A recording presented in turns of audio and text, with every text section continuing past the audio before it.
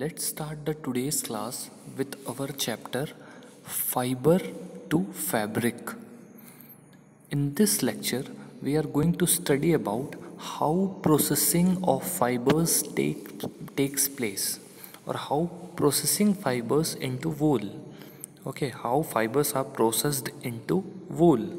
Okay, so before moving on to today's lecture, let's take a quick recap of what we have studied in the previous lecture.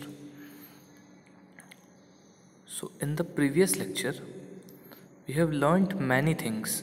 Okay, firstly the heading of this chapter, fiber to fabric.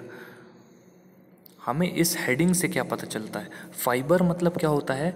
वो धागे जो कि या तो जानवरों से मिलते हैं या तो इंसान बनाते हैं. ओके, तो धागों को फाइबर्स बोलते हैं. और फैब्रिक मतलब क्या होता है? कपड़ा. ओके, तो धागों से कपड़ा कैसे बनाया जाता है वो हम इस चैप्टर में जानेंगे. ओके, तो फाइबर मतलब धागे, फैब्रिक मतलब कपड़ा. फाइबर टू फैब्रिक मतलब धागे से कपड़ा. ओके, या धागे से कपड़ा कैसे बनाया जाता है. ओके, तो फाइबर दो तरह के होते हैं. नेचुरल फाइबर जो कि या तो प्लांट से मिलते हैं या एनिमल से मिलते हैं. ओके, जैसे प्लांट से मिलने वाले नेचुरल फाइबर्स कौन कौन से हैं? Cotton, jute, hemp. ओके, तो ये सारे जो हैं ये प्लांट से मिलने वाले फाइबर्स हैं. ओके, आपने देखा होगा जो चारपाई पुराने ज़माने में बनाई जाती थी वो एक तरह के क्या बोलते हैं, रस्सियों से बनाई जाती थी. वो रस्सियाँ होती थी जूट की. आपने बोरे देखे होंगे, बोरे जिसमें सामान डालते हैं, तो वो जूट के बोरे बनाए जाते थे. तो जूट के जो रेशे होते हैं उनको पिरोकर जूट के धागे बना लिए जाते हैं और उन धागों से जूट के बोरे बना लिए जाते हैं. ओके, सो कैसे जो नेचुरल फाइबर्स हैं वो अपन को मिलते हैं वो अपन ने अभी जाना कि जैसे कॉटन से कॉटन निकाल कर उसके रेशे या धागे अलग किए जाते हैं और उनको पिरोकर धागा बना लिया जाता है या उनको गूंथ कर धागा बना लिया जाता है और उस धागे से मिलकर क्या बन जाता है? कॉटन का कपड़ा. Okay, so that's how the process of fibre to fabric takes place. Okay, so last lecture में हमने देखा था कि जो नेचुरल फाइबर्स होते हैं वो किस चीज़ से मिलते हैं, सिंथेटिक फाइबर्स किस चीज़ से मिलते हैं. तो नेचुरल फाइबर्स प्लांट से भी मिलते हैं, एनिमल से भी मिलते हैं. प्लांट से मिलने वाले जो थे वो मैंने बता दिए, जूट हो गया, कॉटन हो गया. अब एनिमल से मिलने वाले कौन कौन से हैं? सिल्क हो गया जो कि सिल्क वर्म से मिलता है. एक तरह का कीड़ा होता है जिसको बोलते हैं सिल्क वर्म. ओके, आप नेट में स्टडी करिएगा इनके बारे में. सिल्क वर्म जो होते हैं ये छोटे छोटे कीड़े होते हैं. ये कीड़े क्या करते हैं, जैसे बटरफ्लाई की आपको लाइफ साइकिल याद होगी. आपने 6th या 7th क्लास में पढ़ा है कि बटरफ्लाई पहले अंडे देती है, उन अंडों से लार्वे निकलते हैं.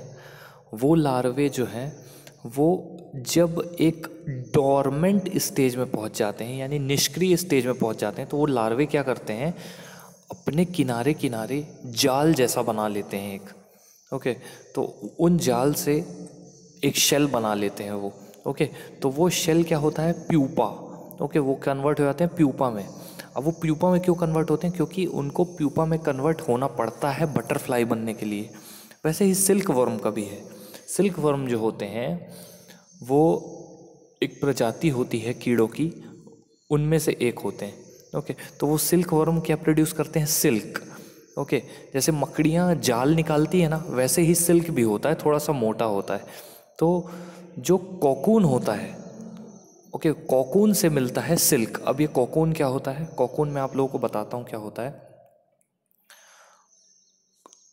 जब सिल्क वर्म अंडे देता है तो अंडे से निकलते हैं लार्वा.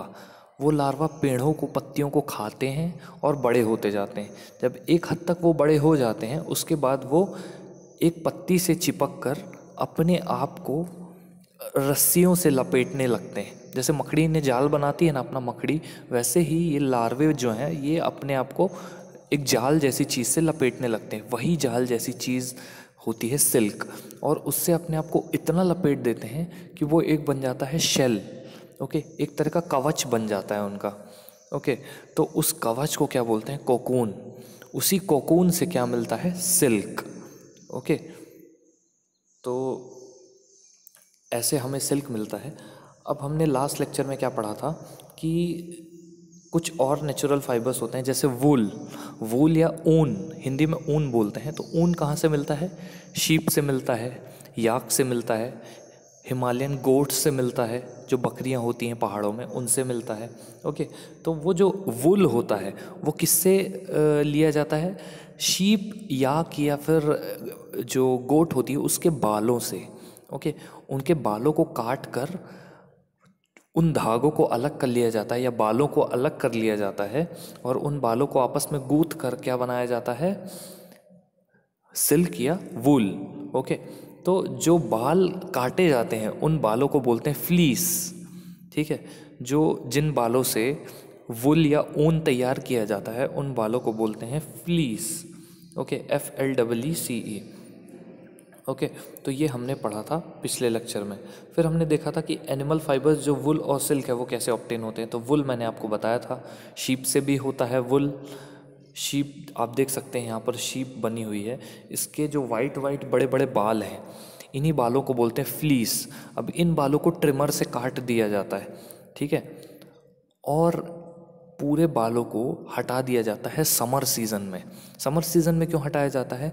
क्योंकि समर सीज़न में इनको गर्मी सी लगने लगती है इतने बालों से। ठीक है, अब इन बालों को हटा देंगे तो शीप को भी गर्मी नहीं लगेगी और बाल भी अपन को मिल जाएंगे। बट अगर विंटर में हटाए जाएं इनके बाल, सिर्फ समर में ही क्यों हटाए जाते हैं? अगर विंटर में हटा दिए जाएं तो ये ठंड से मर सकते हैं, क्योंकि ठंड से प्रोटेक्ट कौन करता है इनको? यही मोटे मोटे बाल। ओके, तो इन्हीं बालों को फ्लीस बोलते हैं। ठीक है, अब फ्लीस को काट कर अलग कर लिया जाता है। ओके, तो उनसे वूल ऑब्टेन करने का जो टेक्निक होता है वो कई स्टेप्स में होता है। पहले फ्लीस को अलग कर लिया जाता है काट के, फिर उनको धोया जाता है। ठीक है, फिर उनको धोने के बाद ताकि गंदगी वगैरह अलग हो जाए, फिर उनको धोने के बाद एक मशीन होती है या फिर इंसानों द्वारा ही उसको क्या किया जाता है? आपस में गूँथा जाता है। ओके, तो उसके बाद फिर उनके धागे तैयार किए जाते हैं। तो ये कई तरह के स्टेप्स होते हैं, वो अपन आगे पढ़ेंगे। ठीक है, तो वूल किन किन जानवरों से मिलता है? शीप से, गोट से, याक से और दूसरे एनिमल से। तो याक क्या होता है? याक एक तरह का गाय जैसा जानवर होता है जो कि पाया जाता है हिमालयाज़ में। ओके, ठंडे इलाकों में इनकी बड़ी बड़ी सींगें होती हैं और बहुत बड़े बड़े बाल होते हैं। तो इन्हीं बालों से, इन्हीं बालों को काट कर वूल ऑब्टेन किया जाता है, और इसी वूल से स्वेटर वगैरह बनाए जाते हैं, मफलर बनाए जाते हैं, टोपे बनाए जाते हैं, और क्या बनाए जाते हैं? शॉल वगैरह बनाई जाती हैं। ओके, चादरें, चटाइयाँ बनाई जाती हैं, मैट बनाए जाते हैं। ओके, सो ये हमने पढ़ा था। फिर हमने देखा था कि जो सेलेक्टिव ब्रीडिंग क्या होती है। सेलेक्टिव ब्रीडिंग क्या होती है? जैसे कोई भी शीप है वो बहुत सारे बाल दे रही है, बहुत झबरीली है, बहुत अच्छी उसकी बालों की स्ट्रेंथ है, बहुत अच्छे, बहुत घने बाल होते हैं, बहुत लंबे लंबे बाल होते हैं, तो उस शीप को अलग कर लिया जाता है। ठीक है, तो एक मेल शीप को अलग कर लिया जाता है, एक फीमेल शीप को अलग कर लिया जाता है। दोनों के रिप्रोडक्शन से जो बच्चे पैदा होते हैं, तो उन बच्चों का जो DNA होता है, वो बच्चे इतने अच्छे होते हैं, इतनी अच्छी वैरायटी के होते हैं कि वो बच्चे भी जब बड़े होते हैं तो उनके भी बाल बहुत अच्छे झबरीले निकल आते हैं। बहुत ही अच्छे अमाउंट में अपन को क्या मिल जाता है? वुल और सिल्क मिल जाता है। ठीक है, तो ऐसे जो सेलेक्ट करके उन ब्रीड्स को अलग कर लिया जाता है जिनकी ईल्डिंग कैपेसिटी ज़्यादा है, या जिनकी बालों को देने वाली जो कैपेसिटी है वो ज़्यादा है। ठीक है, तो इसी को बोलते हैं सेलेक्टिव ब्रीडिंग। ठीक है, अब ऐसे कौन से एनिमल है जो वुल देते हैं अपन को? तो वुल बहुत सारे अलग अलग एनिमल देते हैं। जैसे एक अंगोरा गोट होती है जो कि कश्मीर में पाई जाती है, एक नॉर्मल गोट होती है। ओके, एक कैमल होता है जो कि हिमालयाज़ में पाया जाता है या तिब्बत वगैरह में पाया जाता है, याक होता है, लामा होता है, अल्पाका होता है। तो ये सारी चीज़ों से अपन को क्या मिलता है? ये सारे जानवरों से मिलता है क्या? अपन को वुल मिलता है, वुल यानी ऊन। ठीक है, तो शीप से तो मिलता ही है शीप वुल, याक से मिलता है याक वुल, याक वुल कॉमन है तिब्बत और लद्दाख में।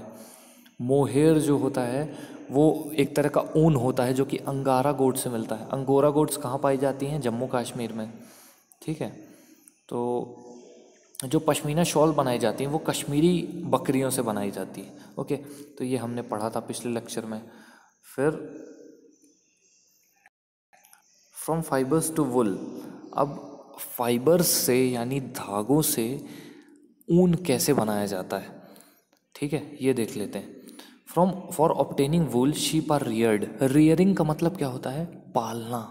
ठीक है, किसी भी जानवर को अगर पाला जाता है तो उसको रियरिंग बोलते हैं।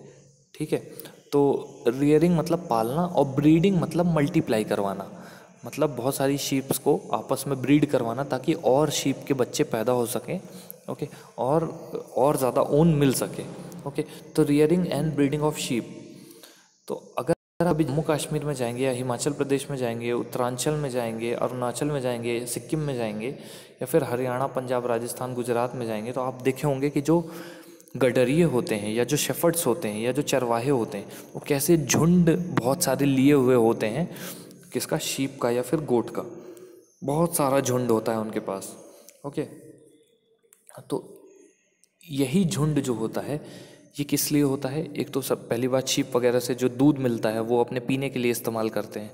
फिर दूसरा, जो वो वूल देती हैं वो, ओके, जो उनकी फ्लीस होती है उससे वूल बनाने में हेल्प होती है। ओके, और वो वूल बहुत महंगा बिकता है। ओके, तो शीप बहुत सारे जगहों पे रियर की जाती है और बहुत सारी अलग अलग वैरायटियाँ होती हैं। तो आज हम देखेंगे क्या, कैसे फाइबर से वुल बनता है। ओके, सो पहला स्टेप क्या होता है? शेयरिंग। शेयरिंग में क्या होता है मैं आपको स्टेप्स बता देता हूँ। पहला स्टेप होता है शेयरिंग, दूसरा स्टेप होता है स्कोरिंग, तीसरा स्टेप होता है सॉर्टिंग, और चौथे स्टेप में क्या किया जाता है? ब्लरिंग होता है, बरिंग जिसको बोलते हैं। ओके, पांचवा स्टेप होता है डाइंग। ओके, डाइंग में डाई की जाती है। ओके, डाई मरने वाला डाई नहीं, डाई एक तरह का इंक होता है या कलर होता है। ओके, और सिक्स्थ स्टेप में ये तैयार हो जाता है वुल बनने के लिए। ओके, तो अब अपन बारी बारी से इन स्टेप्स को स्टडी करेंगे कि किस में क्या क्या होता है। तो पहला स्टेप क्या है? शेयरिंग। शेयरिंग में क्या होता है? जो फ्लीस यानी बाल होते हैं शीप के, स्किन के साथ साथ वो निकाल लिए जाते हैं। ठीक है, इसको शेयरिंग बोलते हैं। अब कुछ ऐसी मशीन होती हैं जिसकी मदद से ये निकाले जाते हैं। जैसे ट्रिमर यूज़ करता है बार्बर अपने लिए, यानी बाल काटने के लिए, तो वैसे ही बड़े बड़े ट्रिमर होते हैं जिनसे इनके बाल काटे जाते हैं शीप के। ओके, तो इन बालों को काट दिया जाता है। फिर क्या किया जाता है कि इनको एक कंटेनर में इकट्ठा करते जाते हैं इन बालों को। ठीक है, शेयरिंग से पहली बात तो शीप को कोई नुकसान नहीं होता, कोई दर्द नहीं होता। जैसे हम बाल कटवाने जाते हैं जब सैलून में, तो हमें कोई दर्द होता है क्या बाल कटवाने में? नहीं होता ना, क्योंकि बाल नॉन लिविंग होते हैं। ओके, उसी तरह शीप्स को भी अपने बाल कटवाने में कोई दर्द नहीं होता। ठीक है, तो अब पहले स्टेप को अपन पढ़ते हैं। यहाँ पर क्या लिखा हुआ है? The fleece of the sheep along with the thin layer of skin is removed. एक पतली सी लेयर होती है स्किन की, वो बालों के साथ निकाल दी जाती है। ठीक है, बाल और जो स्किन है वो निकाल दी जाती है। इस प्रोसेस को बोलते हैं शेयरिंग। ठीक है, इसमें जो शीप के बाल होते हैं वो निकाल दिए जाते हैं। Machine similar to those of barbers are use to shave off hair. बाल काटने के लिए जैसे बार्बर्स हमारे बाल काटने के लिए जो मशीन यूज़ करते हैं, वैसे ही ये मशीन यूज़ की जाती है शीप्स के बाल काटने के लिए। Okay, usually hair are removed during the hot weather. गर्मी के सीज़न में बालों को हटाया जाता है ज़्यादातर। Okay, this enable sheep to survive without their protective coat of layer. ये क्या करता है? इससे शीप को मदद मिलती है सर्वाइव करने में। ठीक है, या ज़िंदा रहने में, या फिर जो गर्मी के सीज़न में बाल हटा दिए जाते हैं उसकी मदद से शीप जो है वो, उसको गर्मी नहीं लगती। नहीं तो बालों का जो गुच्छा अगर उसके शरीर पर रहेगा तो उसको गर्मी लगेगी, ऑब्वियस सी बात है। आप खुद सोचिए, आप अगर गर्मी में स्वेटर पहन के बैठ जाएं तो आपको कितनी गर्मी लगेगी। तो वैसे ही शीप को भी लगती है, इसलिए शीप के वो बाल हटाने पड़ते हैं। ठीक है, और ठंड में अगर उन बालों को हटा दिया जाएगा तो शीप ठंड से मर सकती है। ठीक है, आप बिना कपड़ों के ठंड में घूमें तो आप भी ठंड लग जाएगी, आपको बहुत ठंड लगेगी। वैसे ही शीप के साथ भी होता है। Okay, so this enables sheep to survive without their protective coat of layer. The hair provide woolen fibers. जो हेयर होते हैं या जो फ्लीस आपने अलग की हुई है ट्रिमर से काट के, तो वो क्या देता है, धागे देता है पतले पतले, किसके, वुल के यानी ऊन के। Woollen fibres are then processed to obtain ये वुलन यान। अब वुलन फाइबर्स को प्रोसेस किया जाता है, यानी मशीन लग जाती है और मशीन क्या करती हैं, उन फाइबर्स को आपस में गुथ के या बांध के या पिरो के क्या बना लेती है, धागे बना लेती है वुल के। ओके, अब woollen fibres are then process to obtain woollen yarn. Shearing does not hurt the sheep. Shearing से कोई नुकसान नहीं होता शीप को, as it does not hurt when you get a hair cut or your father shaves his beard. आपने देखा होगा जब आपके पिताजी लोग दाढ़ी बनाते हैं तो उनको हर्ट नहीं होता है ना। जैसे ही आप बाल कटवाने जाते हैं तो आपको बाल कटवाने में भी हर्ट नहीं होता है, तो वैसे ही शीप के बाल काटे जाते हैं तो उनको भी हर्ट नहीं होता है। Do you know why the upper most layer of the skin is dead. जो ऊपरी परत है स्किन की वो डेड होती है। Also the hair of the sheep grow again just as your hair does. जैसे हमारे बाल एक बार कटने के बाद वापस से जम उग आते हैं, ठीक है, वापस से ग्रो हो जाते हैं कुछ महीनों में, ठीक है, तो वैसे ही शीप के साथ भी होता है, उसके भी बाल या फ्लीस जो है वो ग्रो हो जाती है। अब हम देखते हैं कुछ इंडियन ब्रीड्स के बारे में, कुछ प्रजातियों के बारे में जो इंडिया में पाई जाती हैं शीप की। ओके, भेड़ की कुछ ऐसी प्रजातियां जो इंडिया में पाई जाती हैं, उनमें से 6 यहाँ पर इम्पॉर्टेंट लिखी हुई हैं। पाई तो बहुत जाती हैं लेकिन ये 6 बहुत इम्पॉर्टेंट है। पहली लोही, ये बहुत अच्छी क्वालिटी का ऊन देती है। ओके, ये कहाँ पाई जाती है, राजस्थान और पंजाब में, ठीक है। दूसरी है रामपुर बुशायर। रामपुर बुशायर एक शहर है जो कि हिमाचल प्रदेश में है। ओके, तो उसी के शहर के नाम पर ही ये शीप का नाम पड़ा है, रामपुर बुशायर। ये ब्राउन कलर का जो है वुल देती है या ब्राउन कलर के बाल देती है या फ्लीस देती है। ये कहाँ पाई जाती है, उत्तर प्रदेश और हिमाचल प्रदेश में। थर्ड है नाली। नाली जो है वो कारपेट वूल देती है, जो कारपेट बनाने के लिए जो वूल इस्तेमाल किया जाता है ये। ओके, ये कहाँ पाई जाती है नाली, ये शीप पाई जाती है राजस्थान, हरियाणा और पंजाब में। अब बकरवाल करके एक शीप होती है, ये शॉल बनाने के लिए इसका वूल जो है वो इस्तेमाल किया जाता है। तो बकरवाल जो शीप है ये जम्मू कश्मीर में पाई जाती है। अब एक मारवाड़ी होती है। मारवाड़ी जो होती है ये कोर्स वूल देने का काम करती है, यानी जो सादा ऊन होता है ये देने का काम करती है। ये मारवाड़ी कहाँ पाई जाती है, गुजरात में। अब पाटनवाड़ी, पाटनवाड़ी हॉइजरी के कपड़े जो हैं वो बनाने के यूज़ में आती है। इसका वूल जो होता है ये भी गुजरात में पाई जाती है। तो अपने गुजरात में 2 तरह की ब्रीड पाई जाती है, मारवाड़ी और पाटनवाड़ी। ओके, अब हम देखते हैं सेकंड स्टेप। पहला स्टेप क्या था, शीयरिंग, जिसमें शीप के बाल काटे जाते हैं या फ्लीस को हटा दिया जाता है और उन फ्लीस को अब क्या बनाया जाएगा, स्कोरिंग प्रोसेस से साफ़ किया जाएगा। ओके, तो वो जो बाल अपन ने काटे थे शीप के, उसको क्या किया जाता है, बहुत अच्छे से धोया जाता है, साफ़ किया जाता है। ओके, ताकि कोई गंदगी ना रह जाए। The sheared skin with here is thoroughly washed in tanks. बड़े बड़े टैंक होते हैं, यहाँ पर देख सकते हैं आप, 2 लोग लगे हुए हैं डंडा लेकर। ये क्या कर रहे हैं, ये वो जो शेयरिंग हुई है बालों की, उस शेयरिंग से इन्होंने क्या किया हुआ है, बालों को साफ कर रहे हैं। ओके, शेयरिंग प्रोसेस से बालों को साफ किया जा रहा है। तो the sheared skin with here is thoroughly washed in tanks. Tanks में साफ किया जाता है, किस लिए, ग्रीस, डस्ट और डर्ट को अलग करने के लिए। Okay, this is called scoring. अब शेयरिंग के बाद क्या होता है, सेकेंड स्टेप स्कोरिंग। स्कोरिंग में क्या होता है, जो कचड़ा वगैरह है उसको साफ़ किया जाता है बड़े से टैंक में डाल कर किसको, फ्लीस को। Okay, now what is scoring is done by machines. आजकल ये जो साफ़ सफाई है ये मशीन से की जाती है। ओके, अब थर्ड स्टेप क्या होता है, सॉर्टिंग। सॉर्टिंग में क्या होता है, ये जो आपने साफ़ की है स्कोरिंग से स्किन को जो साफ़ किया गया है स्कोरिंग से, स्कोरिंग प्रोसेस से, तो अब सॉर्ट की जाती है। यानी जो हेयरी स्किन है, जो पतले पतले बारीक बारीक बाल है, उनको अलग करके कहाँ डाला जाता है, उनको अलग करके फैक्ट्री में भेज दिया जाता है। ओके, जो काम के बाल हैं शीप के, ठीक है, जिससे वूल बनाया जा सकता है, उनको अलग अलग करके कहाँ भेज दिया जाता है, फैक्ट्रीज़ में भेज दिया जाता है। ओके, अब चौथा स्टेप क्या होता है, ये जो छोटे छोटे फाइबर अलग किए गए हैं इनको बोलते हैं बर्स, BURRS। ये इन छोटे छोटे पतले पतले फाइबर्स को बालों से अलग किया जाता है, शीप के बालों से, और फिर इन्हीं बर्स को भेज दिया जाता है कहाँ पर, स्वेटर बनाने के लिए। ओके, स्वेटर बनाने के लिए अलग किया जाता है और भेज दिया जाता है। ओके, और फिर उसके बाद ओके, स्वेटर बनाने के लिए अलग किया जाता है इन बालों को। ओके, अब ये जो फाइबर्स हैं ये बार बार क्या की जाती है, ड्राइड की जाती है। The fibres are scoured again and dried. इन फाइबर्स को क्या किया जाता है, सुखाया जाता है। ओके, कहाँ भेज दिया जाता है, फैक्ट्री में, और सुखाया जाता है।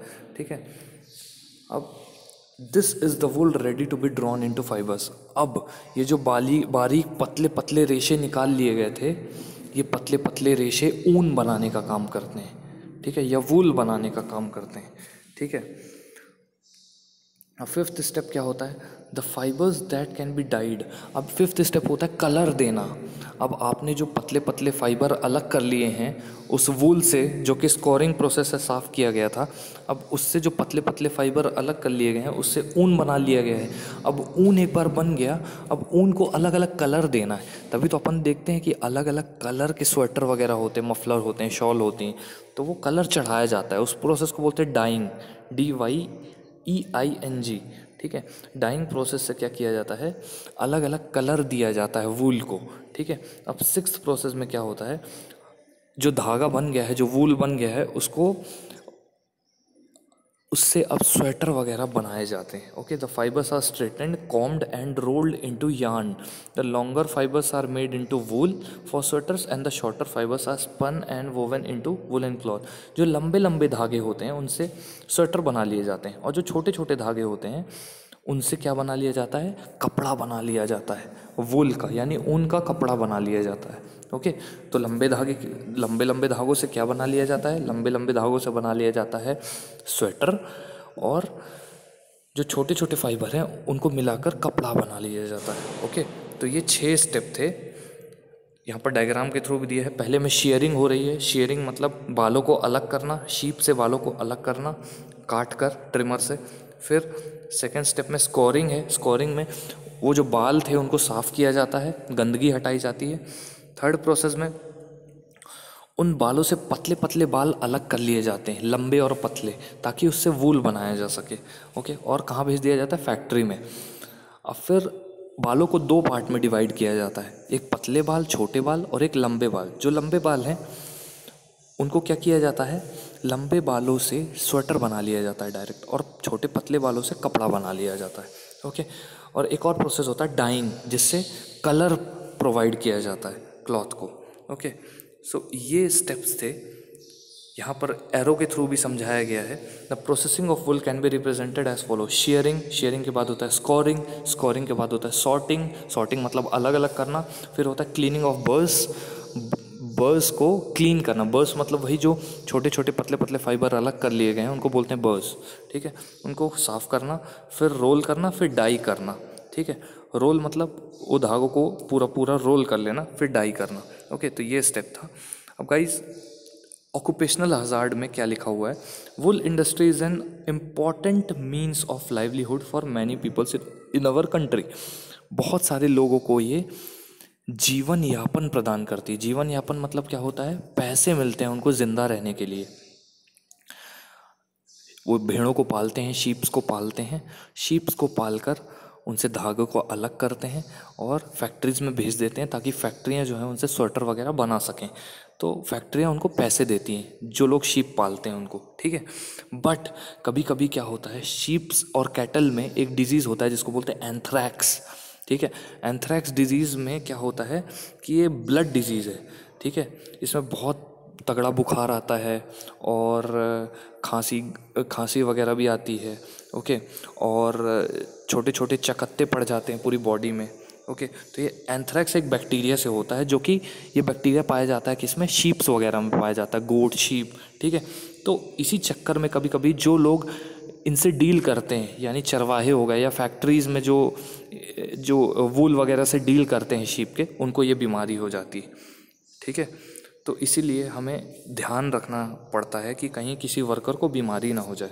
ओके, सो गाइज अगले पार्ट में हम देखेंगे कि life history of silk moth क्या होती है, सिल्क मॉथ क्या होता है। ओके, और ये क्यों इम्पोर्टेंट होता है, क्योंकि इससे सिल्क मिलता है। ओके, एक बॉम्बिक्स मोरी करके सिल्क वॉर्म का नाम होता है, बॉम्बिक्स मोरी, जिससे सिल्क ऑब्टेन किया जाता है। ओके, तो अगले लेक्चर में हम देखेंगे कोकून क्या होता है, कोकून से मॉथ कैसे बनता है, ठीक है, सिल्क कैसे ऑब्टेन होता है।